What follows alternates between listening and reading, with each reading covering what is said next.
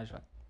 Pode ser, meus amados, estamos aqui hoje tendo essa oportunidade, né, de participar do Mais Bíblia Podcast, juntamente hoje com o Lincoln, Amém. que veio nos prestigiar com a sua presença hoje. E nós vamos bater um papo com ele aqui hoje, né, contar um pouco da sua história, Amém. de vida, daquilo que você vive na presença de Deus. Eu acho que hoje o ideal é a gente conhecer mais da juventude, daquilo que se vive na presença de Deus, né? O mundo Amém. oferece muita coisa e a gente sabe que estar na presença de Deus é muito difícil. Então hoje a gente vai bater esse papo aqui com o Lincoln. Vou deixar ele se apresentar. Amém. Meus queridos irmãos, a paz do Senhor, espero que você esteja bem. É uma alegria poder estar aqui no Mais Bíblia Podcast, cooperando com os irmãos, somando com os irmãos através de um pouco daquilo que Deus tem feito nas nossas vidas. Para quem não me conhece, eu sou o Lincoln Gabriel, eu sou um jovem pregador de 23 anos de idade.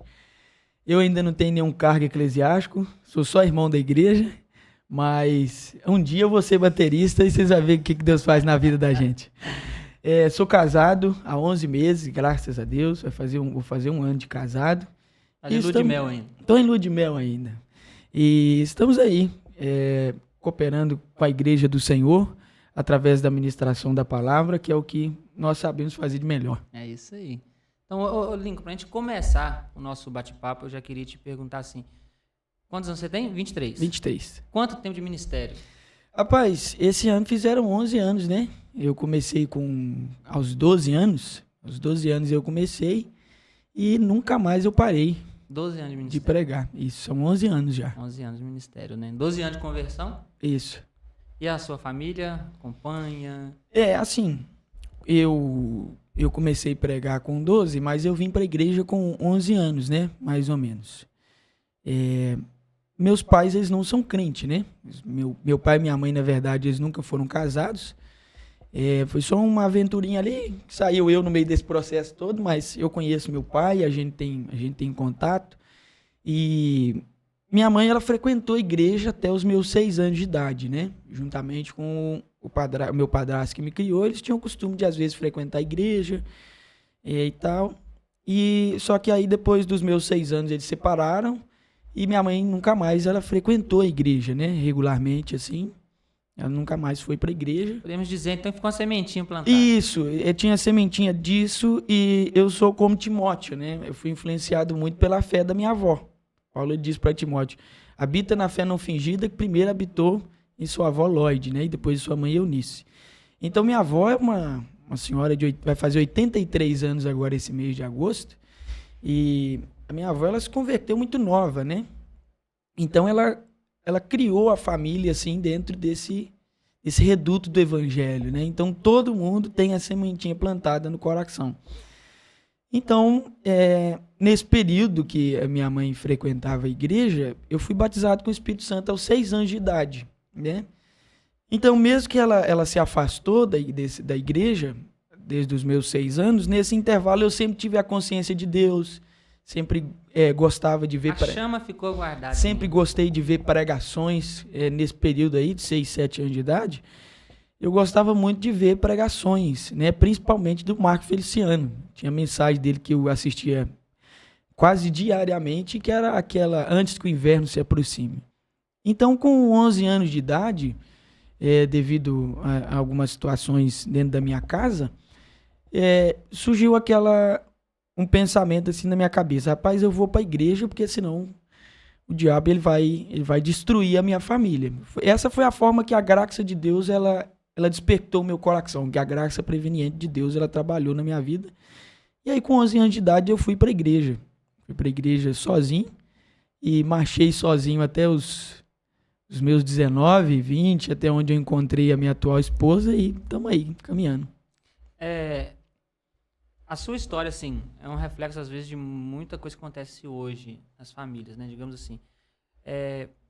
Se inicia na igreja, depois os pais acabam, né, parando e os filhos também automaticamente se distanciam, né? E há uma dificuldade muito grande de um retorno, né? Sim. De um retorno. A gente vê, então, assim, igual você disse, você veio sozinho, começou a caminhar sozinho, né? E o que te deu mais força, né, para você tomar essa decisão? Você disse, né? A questão cuidar da sua família, né? Daquilo que o inimigo poderia destruir a sua família. Mas aquilo que, sim, no seu coração que te deu Aquele fôlego mesmo para você... Rapaz, e a igreja mesmo. Eu amava ir pra igreja. Minha mãe me chamava... Congregar, né? Minha mãe me chamava de beato. O pessoal me chamava de beato, porque era culto, eu tava dentro, ensaio, eu tava dentro. Eu nem sempre fui assembleiano, viu, gente? Nem sempre fui assembleiano. Quando eu vim pra igreja, eu comecei a ir na igreja, numa igreja chamada Igreja Pentecostal Caminho de Ouro. Aí eu dei uma leve esfriadinha e depois voltei na Deus e Amor. Aí da Deus e Amor eu fiquei um tempinho lá e depois voltei para Caminho de Ouro e fiquei lá 5 anos quase. Então eu nem sempre fui assembleiano. Então a gente tinha, nesse modelo, a gente tinha muito encontro de vaso. Então encontro de vaso estava dentro, monte estava dentro, vigília estava dentro. Porque eu gostava de ir para a igreja. Ir à igreja e buscar a Deus era um refúgio para mim. Era um refúgio muito grande para mim. Então, o que me dava mais força mesmo era congregar regularmente. Assim, sem exagerar e sem demagogia, eu amava mesmo ir para a igreja e hoje ainda eu amo ir para a igreja, né? Assim, às vezes eu e minha esposa, a gente fala assim, nossa, a gente tá precisando descansar. E a gente passa, assim, 2 dias seguidos sem ir pro culto, a gente já fica coçando dentro de casa, doido para ir pro culto, né? Então, nesse período, o que me deu muita força mesmo foi congregar regularmente. Eu gostava de ir para a igreja. Ser tão novo, né? Eu já passei dessa fase, né? Faz tempo. Então, assim, ser tão novo traz um peso muito grande no ministério, né? Com certeza. Podemos dizer assim, a princípio, a desconfiança no ministério, né? Ah, sim. Você vê tantos, você citou, né, Márcio Feliciano, você vê tantos pregadores de renome em uma geração como essa, né? Um jovem pregador, né? É um peso, né? Muito, sim. Com certeza. Assim... No ministério, até hoje, eu enfrento esse certo tipo desse olhar de desconfiança. Eu não encaro ele, assim, com um sentimento ruim, porque eu percebo na geração mais antiga esse olhar de preservação, né? Mas, por outro lado, o justo acaba pagando pelos pecadores, como diz no interior. Então, quando eu comecei a pregar, eu sofri muito isso, né? Porque eu era praticamente uma criança. Eu era uma criança, né? 11 anos de idade, 12. Tá com 23 com 23, cara de 17, o carinha de 15, né? Ainda tô bem novinho. Então, assim, quando eu comecei a pregar, então eu tinha esse olhar de desconfiança sobre mim. Tipo assim, vai entregar o púlpito para uma criança? Essas igrejas mais da linha da Caminho de Ouro, onde eu fazia parte, elas abriam o púlpito assim facilmente, né? Elas achavam... assim, um máximo, um adolescente como eu, pregando naquela época. Mas igrejas um pouco mais tradicionais, como a Assembleia de Deus, já era um pouquinho mais difícil, né? Então, assim, na Assembleia de Deus de Betim, onde eu congreguei, porque eu passei dos 11 aos 17 na Caminho de Ouro, e dos 17 aos 23 eu passei na Assembleia de Deus Ministério de Betim. Vão fazer 6 meses, mais ou menos, que eu saí de lá e estou no tempo... na Assembleia de Deus Ministério de Belo Horizonte, ligado ao Tempo Central, pastor-presidente, pastor Paulo César Pereira.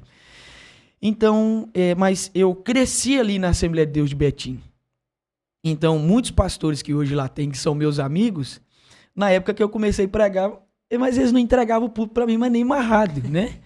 Era muito difícil. Quem ia me convidar tinha que falar, não, pastor, a gente coloca a mão no fogo, pode trazer o menino é bênção. Mas assim, vendo os vídeos na época, é claro que pregação mesmo não tinha, né?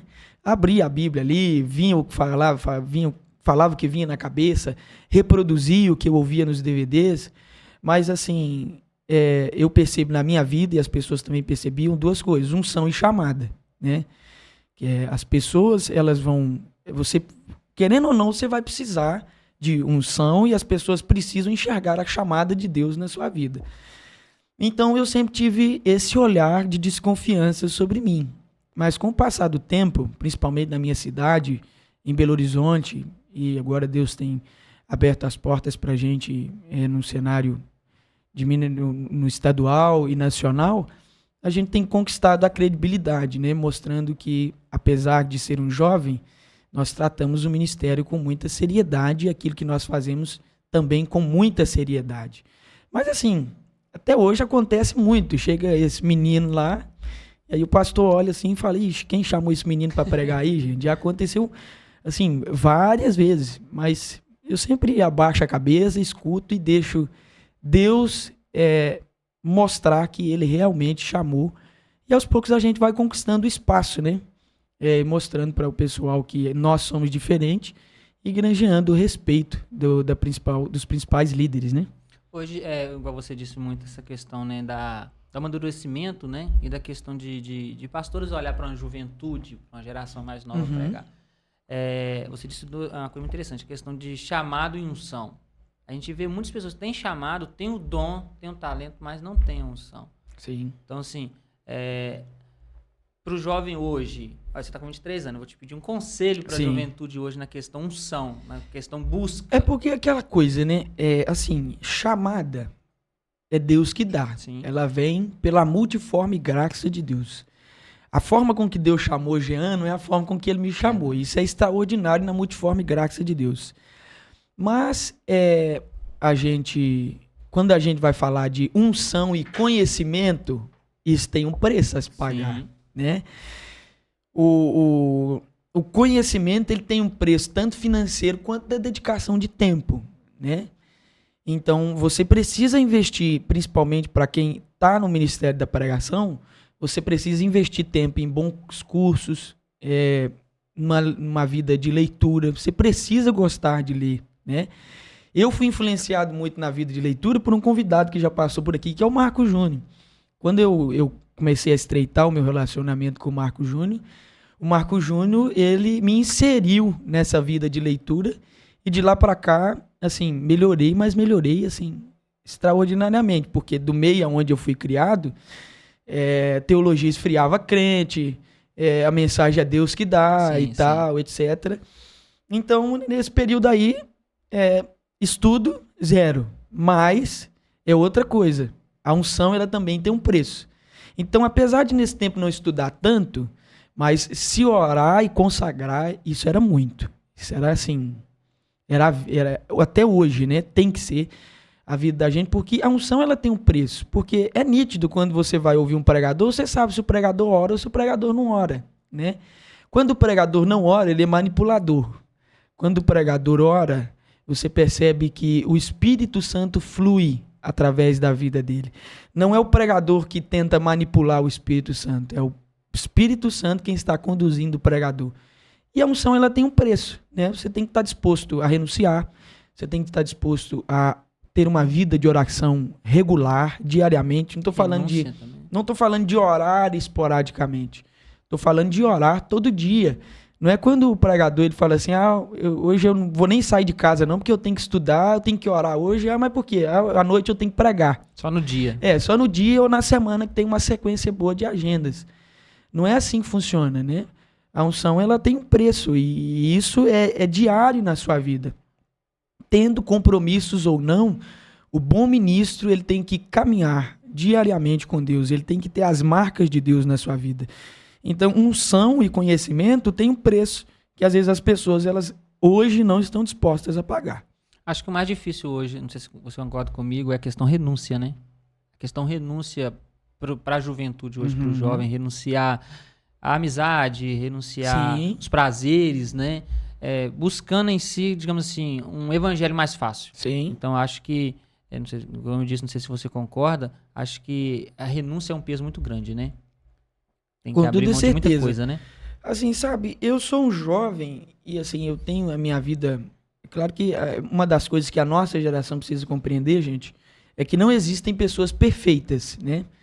Por mais que a gente admire algumas pessoas, elas, em alguma área da sua vida, elas têm um defeito. Então, eu não sou perfeito. Eu busco a Deus, tento me voltar na minha vida a Deus, a gente tem os percalços da vida da gente, mas eu digo o seguinte, eu não deixo de me divertir, né? Mas tem como você... deu pra perceber nos vídeos do Instagram, né?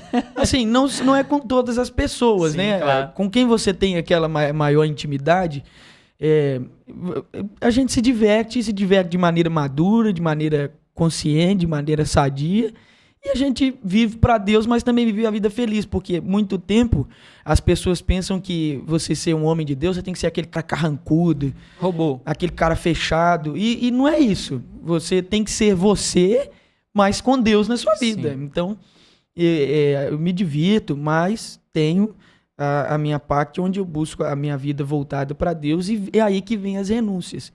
Eu nunca tive dificuldade de renunciar, apesar de ser dolorido.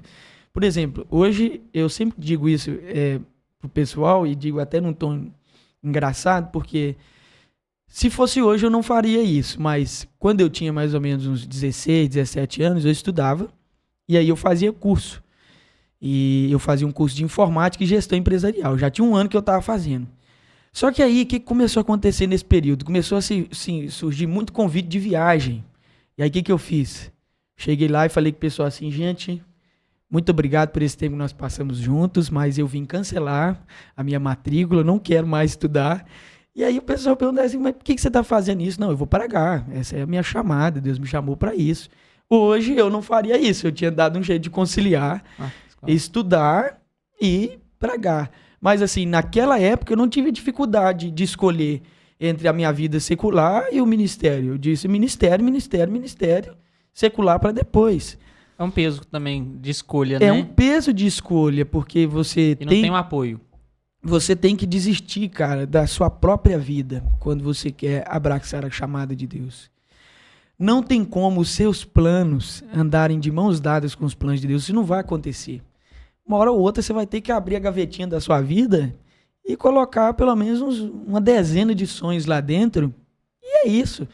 Porque a chamada de Deus, ela requer da vida da gente essa renúncia.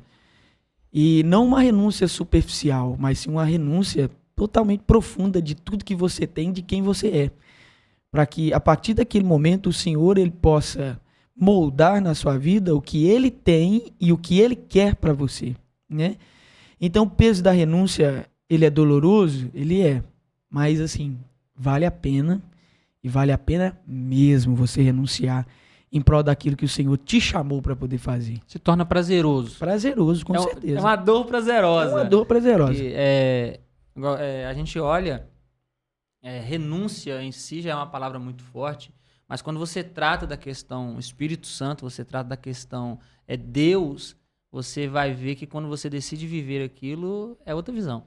Você não pode ter um plano B quando você quer viver o que Deus tem para sua vida. Quando se fala de chamada de Deus, você não pode ter um plano B. Você não pode falar assim, eu estou seguindo aqui minha chamada, mas caso der errado, eu tenho uma válvula de escape. Você não pode ter barcos de volta, Jean. Esses dias eu estava lendo um artigo, na era medieval, haviam soldados que quando eles iam de barco cumprir a sua missão, para não correr o risco deles ficarem tentados devido à dificuldade da missão voltar para trás de barco, quando eles atracavam no cais, eles queimavam o barco. Para quê? Tinha risco de volta. Porque assim, ou eu cumpro a missão, ou eu morro tentando cumprir, mas voltar para trás eu não volto. Então, todo aquele que deseja viver a chamada de Deus na sua vida, queime os barcos, meu irmão. Queima o barco, afunda ele. Forte. Faça até mesmo como Eliseu, mata os boi, queima o arado, mas fala assim, para trás eu não tenho chance de voltar. E fugir. Porque realmente você não vai ter como fugir, não. Verdade. Jonas, né?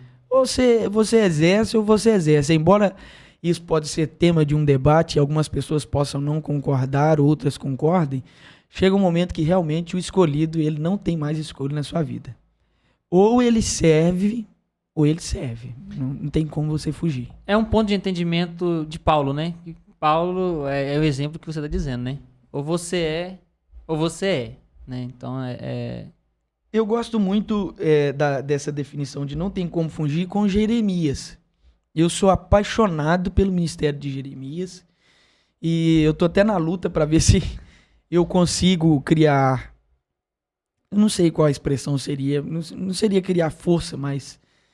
para poder começar a escrever meu primeiro livro. Eu já tenho material reunido, eu tenho tema, eu tenho tudo, mas ainda não consigo. Se vocês puderem me ajudar em oração. Mas assim, eu gosto muito da definição de Jeremias. Eu tenho até uma mensagem que eu falo sobre isso, em Lamentações, capítulo de número 3. Jeremias, ele descreve muitas coisas ali em Lamentações, capítulo de número 3. Ele olha para Deus e ele diz assim, atou-me com pesadas correntes. Cercou-me de rochas lavradas. Ele era como leão e urso faminto à espreita. E ele diz assim, no sentido de que não tinha para onde ele fugir.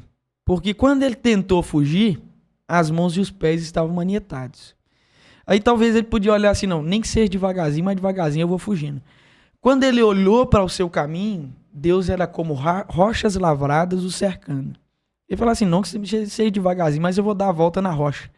Quando ele olha à espreita da rocha, lá estava o Senhor, como leão faminto e urso à espreita. O que o Jeremias, dentro dessa linguagem poética que ele está tentando expressar para a gente é, rapaz, não tem como fugir não. Para onde que eu vou? Para onde que eu vou? Não tem como eu correr de Deus, não tem como eu fugir de Deus. É até engraçado isso, porque quando ele tentou silenciar Deus, Deus já estava tão profundamente queimando nele, que quando ele falou assim, ó, eu não te menciono mais, eu não quero mais ouvir a sua voz, a partir de hoje não fala mais comigo, aí ele diz assim, é como se um fogo ardesse em meus ossos, um fogo em meu coração, que eu estou cansado tentando contê-lo e não posso mais. Então Jeremias percebeu que a sua chamada ela não estava fora. Sua chamada já estava dentro dele, fazia tempo queimando. Então, não tem para onde você fugir. Ou você serve, ou você serve aquilo que Deus ele chamou você para poder fazer. É o que acontece com muitas pessoas quando a gente está de chamado, né? Sim. Que às vezes sofre muito por não ainda reconhecer que não tem como fugir disso, né? Daquilo que Deus pôs em cada um. Né? Algumas pessoas que talvez não acompanhou a sua mensagem ainda, não teve a oportunidade de ver, o forte da sua mensagem, você olha e fala assim, esse é o forte da minha mensagem. Já parou para pensar nisso? Rapaz, que Deus te usa. Assim, é isso que Deus me usa. Eu nunca parei para poder pensar nesse nicho assim, mas vou levar você nesse pensamento. Eu sempre tento trabalhar de tudo um pouquinho, embora a mente da gente não comporte saber de tudo, né? Mas eu tento sempre ser aquele pregador versátil, para que no dia de amanhã falar assim, Lingo, você tem condições de pregar para casais? Tenho. Você tem condições de pregar para jovens? Tenho. Você tem condições de dar uma palestra para adolescente? Tenho. Você tem condição de pregar em uma convenção de obreiro? Tenho. Porque, assim, precisa disso, né? Paulo disse a Timóteo assim, apresenta-te a Deus como obreiro aprovado que sabe manusear bem a palavra da verdade. Então a gente precisa disso, né? Eu particularmente estou até aqui encucado, porque eu não consigo te dizer assim, nessa parte aqui... Mas interessante a sua resposta, por quê? Porque isso abre muito leque também. Sim. Naquilo que às vezes as pessoas caminham só naquilo, né? Sim. Eu só sei... É aquela velha história, só sei falar assim, só sei cantar assim, Sim, só sei pregar assim. Então, exatamente. assim, isso abre uma visão para quem tá assistindo, uma visão de que a gente pode se deixar ser usado por Deus em todos os sentidos, né? Igual você disse sobre o ministério, em qualquer área há necessidade de pessoas para isso. Exatamente. Né? Vamos convidar o Link, não tem como vir porque o Link só prega isso. Exatamente. Vamos chamar o Link para poder pregar, por exemplo, vamos pregar... Congresso de Irmãs. Vamos pôr o Link para pregar no Congresso de Irmãs. Não, o Link só prega em convenção, para obreiro, para irmã, ele não tem aquela pegada assim para irmã. Não, o Link ele procura ser um pregador no perfil de cada trabalho. Por exemplo, quando eu estou pregando para obreiro, catedrático assim no bom sentido, tranquilo, não tem esse negócio de mandar pegar na mão. Embora tem gente que não gosta, eu utilizo pelo menos umas 2, 3 vezes, assim, quando eu tô pregando para jovens, adolescentes, e é até bom para você chamar a atenção do pessoal. Adolescente é muito fácil de você perder a atenção deles. Então, esse mecanismo, ele ajuda você a trazer a atenção dos adolescentes para você. Mas então, assim, pregando para obreiro, o Link procura ser mais sério, mais tranquilo, trazer... assim, aquela mensagem mais na pegada de estudo que o obreiro gosta, né? Pregando para jovem, você vai falar sobre renúncia, você vai falar sobre a chamada, você vai falar sobre vocação, etc. Você procura ser um pouco mais descontraído, né? Você utiliza esse mecanismo, segura a mão, fala assim, abraça e tal, etc. Você pregar para a irmã, meu irmão, é uma maravilha. Eu cresci no meio do ciclo de oração. Rapaz, pregar para a irmã é a melhor coisa que tem na sua vida. As irmãs, elas... É mais receptiva. Elas são receptivas. As irmãs são muito quebrantadas, assim. Sim. E isso é um ponto até negativo, porque, assim, as irmãs, elas são mais fáceis de serem manipuladas, né?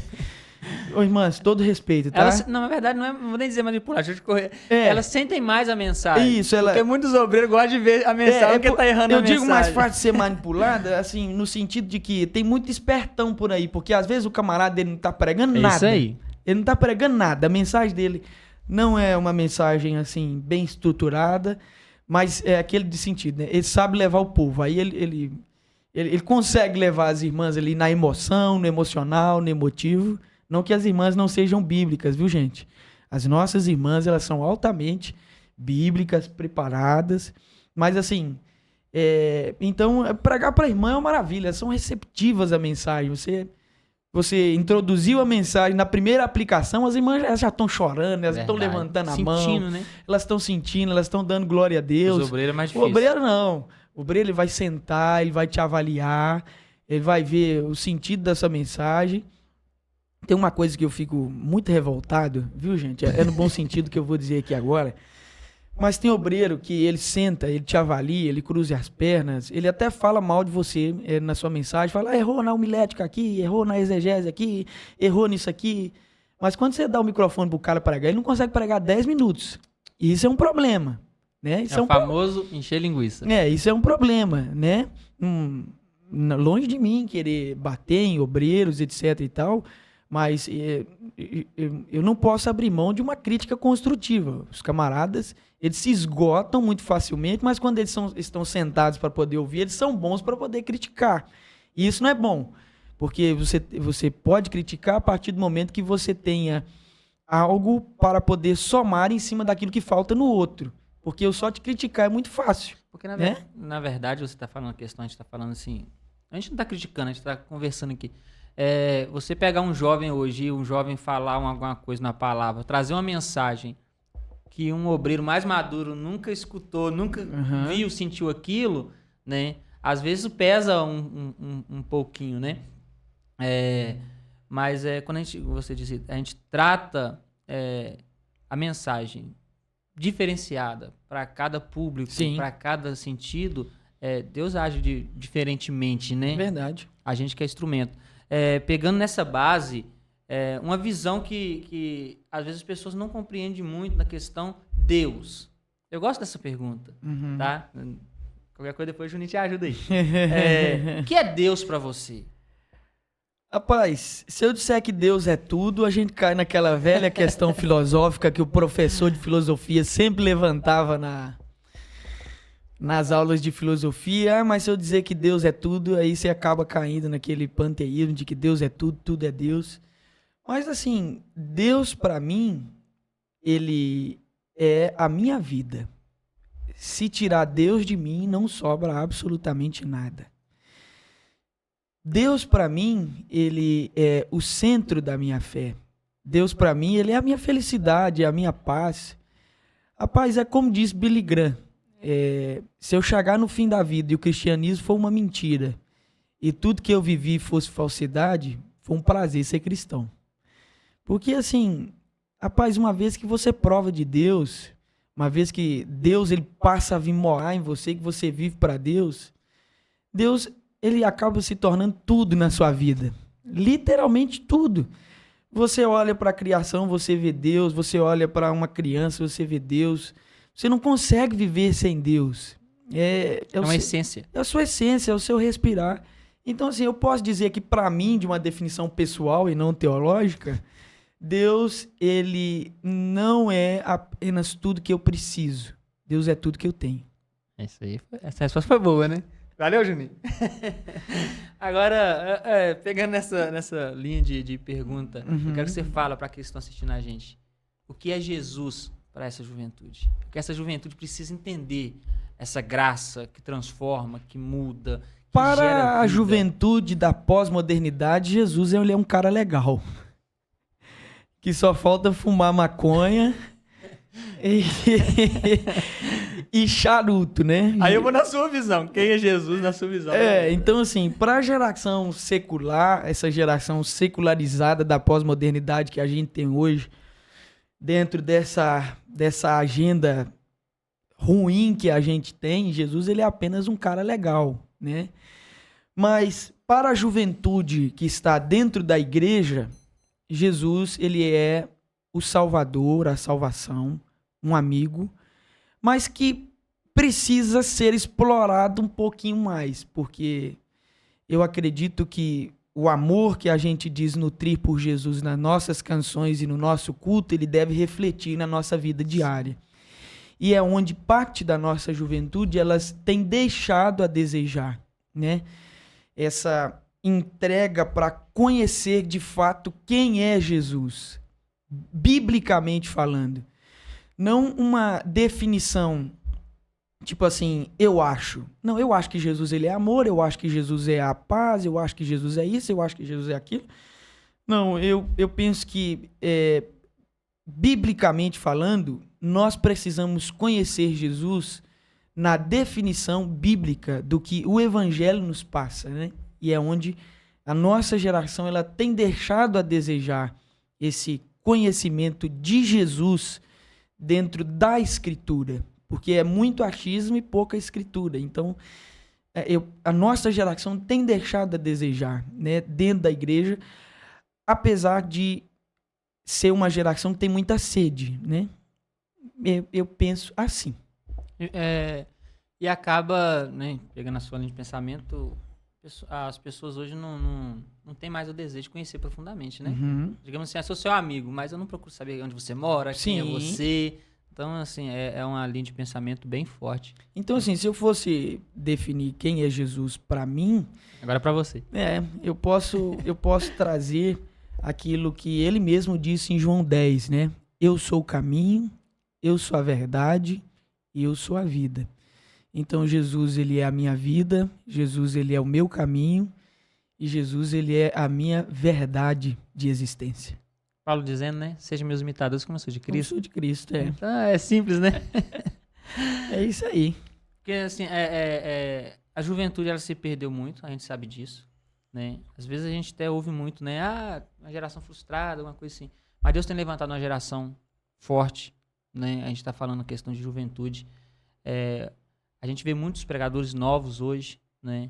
Na sua visão, essa geração que hoje nós vemos de muitos pregadores novos, tem trago um crescimento maior também, né, do reino assim, de Deus, como você disse, nessa modernidade que talvez aqueles mais maduros não estão conseguindo mais alcançar, né? Hoje eu ouvi uma frase que o rapaz falou comigo assim, aquilo que a gente fazia com 20 anos, a idade vai chegando, a gente não tem mais aquele gás.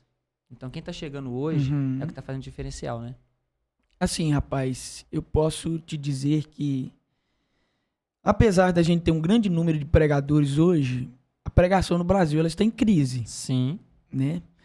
Porque muitas das coisas, dos sermões que a gente vê nos púlpitos, eu não sei se a gente pode chamar isso de sermão, mas é aquela mensagem que, como diz um pregador amigo meu, Manassés, até escreveu recentemente, e ele até me inspirou a escrever um texto. Depois, se vocês permitirem, eu gostaria até de ler ele aqui, que chama Manipulação e Manipuladores, que é aquele tipo de camarada da pregação sensacional, né? É uau pra cá, uau pra lá, demais, nossa, incrível o que esse cara tá falando. Mas é tudo menos uma pregação evangélica, bíblica, cristocêntrica. A pregação ela tá em crise, é cheia de frases de efeito. Então, assim, o texto ele é rasgado, ele é cuspido, ele é manchado. O texto bíblico não é pregado. É pregado uma frase de efeito para manipular o povo, para motivar o povo. Isso não é a pregação do evangelho. Então, a gente percebe duas coisas. Primeiro, hoje sim, há um grande número de jovens pregadores, mas é muito mesmo, é de você conseguir pegar com pá hoje, praticamente. Mas uma parte considerável desse número, ele está perdido no quesito pregação. E existe uma outra parte que está sendo influenciada por essa velha guarda de bons pregadores, ao ponto de manter viva a chama da verdadeira pregação.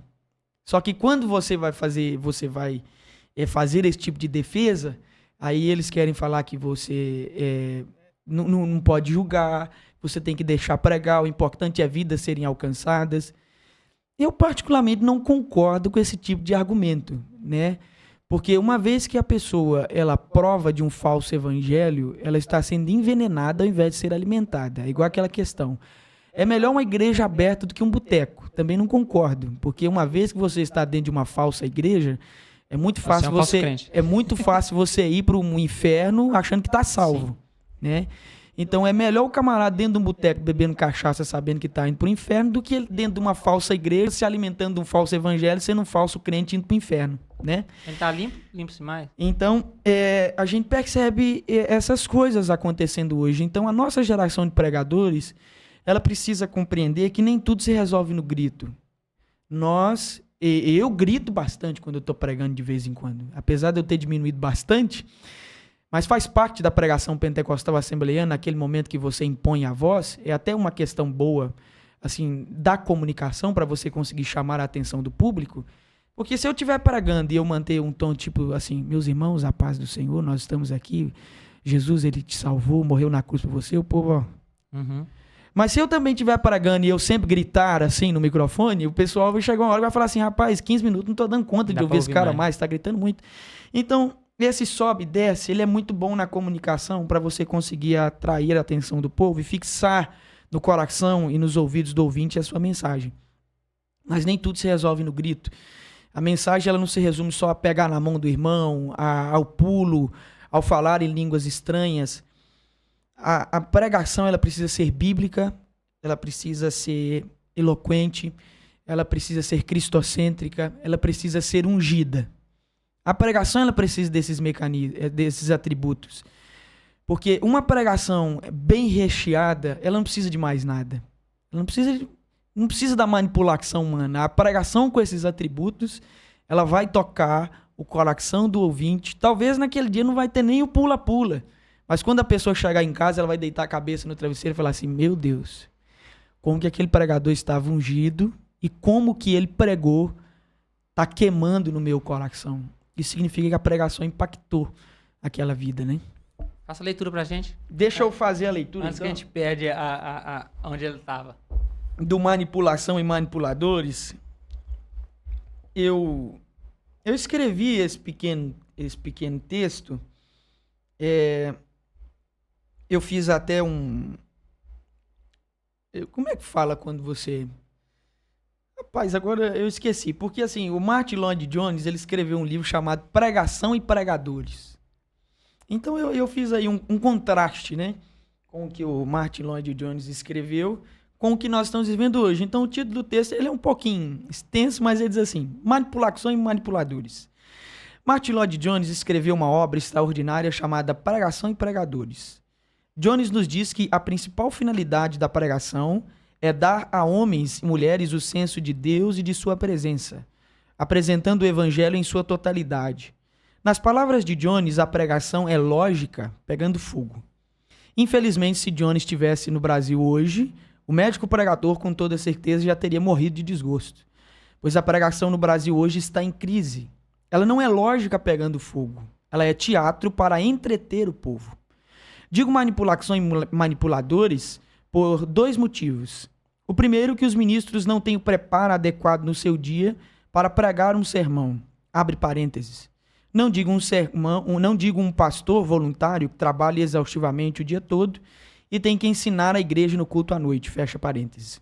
Estou dizendo que dos ditos pregadores que costumeiramente acordam meio-dia, oram apenas no dia que tem uma sequência boa de agendas, falta piedade devocional em sua vida diária. Em segundo lugar, se a sua vida é uma sequidão, seu sermão pior ainda.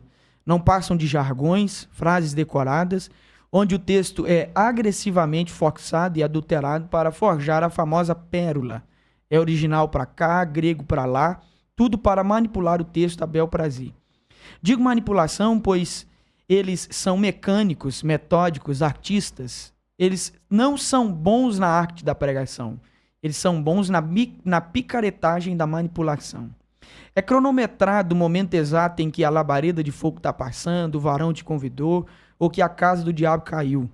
Na visão deles, a igreja não é uma noiva a ser servida, é uma qualquer a ser manipulada. Os manipuladores montam uma mensagem só e pregam ela o ano inteiro. Abre parênteses. Nada contra repetir uma pregação. Eu faço isso, fecha parênteses. Mas, em nome da boa performance, eles não conseguem preparar um sermão na semana e pregarem um grande congresso no sábado. Eles precisam testar a mensagem primeiro em um público menor. Caro companheiro, nenhum púlpito é lugar de testar mensagem. Você é um despenseiro do reino de Deus. Seu papel é servir o alimento puro, fresco e quente. O púlpito não é um lugar para se divertir. Aquele lugar é um lugar onde você deve agonizar em dores de parto, a fim de que Cristo seja moldado nos seus ouvintes. Pregue com o corpo, pregue com as palavras, pregue com a alma, mas não manipule o povo. A obra da pregação é a mais elevada, a maior e mais gloriosa vocação para a qual alguém pode ser chamado, disse Martin Lloyd Jones. Que Deus restaure a pregação e os pregadores no Brasil. Forte, hein? Tá louco. Esse foi um texto que eu senti uma inspiração para escrever esses dias, porque faz parte desse protesto no coração da gente, né? Porque quando a gente vai ver algumas coisas, você fala, meu Deus do céu, o pessoal precisa amadurecer muito. Chega a ser revoltante, né? Chega a ser revoltante, porque... E assim, por mais que tenha a manipulação e os manipuladores, irmão, tem gente que gosta de ser manipulado. Porque eles amam esse tipo de mensagem. A manipulação do que a verdadeira mensagem. É mais receptiva esse tipo de mensagem do que uma mensagem expositiva, uma mensagem bíblica, uma mensagem mais bem preparada, aquele caldo mais grosso, né? Aí eles têm a cara de pau de falar assim, ah não, mas esse pregador aí não é pregador, ele é ensinador, né? E não é assim. Ele é pregador do mesmo jeito, mas a mensagem é mais madura, a mensagem é bem mais construída. Todo pregador ele precisa ser um bom ensinador e todo ensinador ele precisa ser um bom pregador. Isso aí. A gente teve um pouco do conhecimento do Lincoln, né? A gente teve a oportunidade, né, de poder estar esse bate-papo, né? A gente poderia ficar horas e horas, que eu acho que não teria fim. Acho que 2, 3 horas seria pouco. Mas, assim, fala pra gente, assim, eu quero que você deixe uma mensagem pra gente que tá ouvindo, né? Pra todo mundo que tá ouvindo, uma mensagem de ânimo nesses últimos dias da igreja sobre a face da terra. Rapaz... E seus agradecimentos, né? Eu posso dizer, assim, pra todos que nos ouvem, que João 3,16, ele é a mensagem de ânimo maior para todo salvo. Porque Deus amou o mundo de tal maneira que deu o seu Filho unigênito para que todo aquele que nele crê não pereça, mas tenha a vida eterna. Nós precisamos pensar umas coisas para a gente poder ter essa mensagem como ânimo. Em primeiro lugar, nós merecíamos de fato ser para sempre inimigos de Deus. Nós não merecíamos ser filhos de Deus. Mas o amor inexplicável de Deus, através da graça em Jesus Cristo, nos salvou. Ela nos alcançou. Então, a mensagem de ânimo dentro disso tudo é perceber que aquele que deveria me tratar como inimigo, ele me fez filho através do sacrifício na cruz do Calvário. Então, essa é uma mensagem de ânimo para a gente poder romper qualquer dificuldade da vida. Qualquer percalço nesse mundo não subsiste à sombra do amor de Deus que habita nos nossos corações. É como Paulo escreveu em Romanos 8, acho que a partir do 31 ou 32. Quem nos separará do amor de Deus que está em Cristo Jesus? A altura, a profundidade, a perseguição, a fome, a nudez, nem o presente, nem o porvir, nem anjos, nem principados, nem potestades, nada pode nos separar do amor de Deus em Cristo Jesus. O que Paulo está querendo encaixar na cabeça da gente é exatamente essa palavra de ânimo, né? Esse gás que dá na gente quando você percebe, assim, Deus de fato ama a minha vida. E para Deus, irmão, você não tinha nada de amável, não. Na gente não tinha nada de amável. O amor de Deus, assim, é uma coisa inexplicável, profunda, abrangente e acolhedora. Então, a mensagem de ânimo que eu deixo para você, meu querido irmão, minha querida irmã, prossiga na fé, prossiga no conhecimento de Jesus Cristo, pois Deus ama a mim, Deus ama você, Deus, Ele nos ama. Para mim foi um prazer muito grande estar aqui no Mais Bíblia Podcast. Eu espero um dia poder voltar aqui para a gente poder conversar um pouco mais, mas que Deus continue abençoando esse trabalho. Ô, produção, eu posso deixar aí o Tá na Benção aí também? Então, gente, foi uma alegria estar aqui no Mais Bíblia Podcast. Eu espero um dia voltar aqui. Eu peço a todos vocês que nos acompanharam até aqui, que você possa também acompanhar pelas mídias sociais como o TikTok, o Instagram, no YouTube, o Tá na Benção Cast. É um projeto novo que eu tenho iniciado com um amigo, Gabriel Pereira. Se você puder também estar nos acompanhando lá com conteúdo relevante, de acordo com a palavra de Deus, conteúdo maduro, sobre diversos assuntos, siga lá, Tá na Benção Cast, vai ser uma alegria ter vocês com a gente. Jean, que Deus te abençoe. Desde já eu quero te agradecer por ter sido canal de Deus para a gente estar aqui na cidade de Matipó, ministrando hoje à noite no congresso com vocês. Que Deus possa te abençoar, Deus possa continuar abençoando a sua casa, a sua família. Amém. E foi uma alegria bater esse papo aqui. E quem sabe uma próxima a gente senta mais um pouquinho para poder conversar aí. Tá certo. Nós também queremos agradecer, né? Nosso amigo Juninho tá nos bastidores. Tem gente que não gosta de falar o nome não, né? Mas tá escondidinho ali atrás ali, né? Que nos prestigiou, né? Com esse momento. Deus seja Amém. Louvado pela sua vida, tá? A vida da sua esposa, Amém. Tá? O seu ministério. Nós somos muito gratos. Ano Amém. passado não deu, mas esse ano você veio estar com a gente, né? Amém. Daqui a pouco tá ali ministrando a palavra do Senhor no Congresso de Jovens que inicia hoje, tá joia? Amém. Deus te abençoe a todos, em nome de Jesus Cristo. A paz do Senhor, gente. Deus abençoe.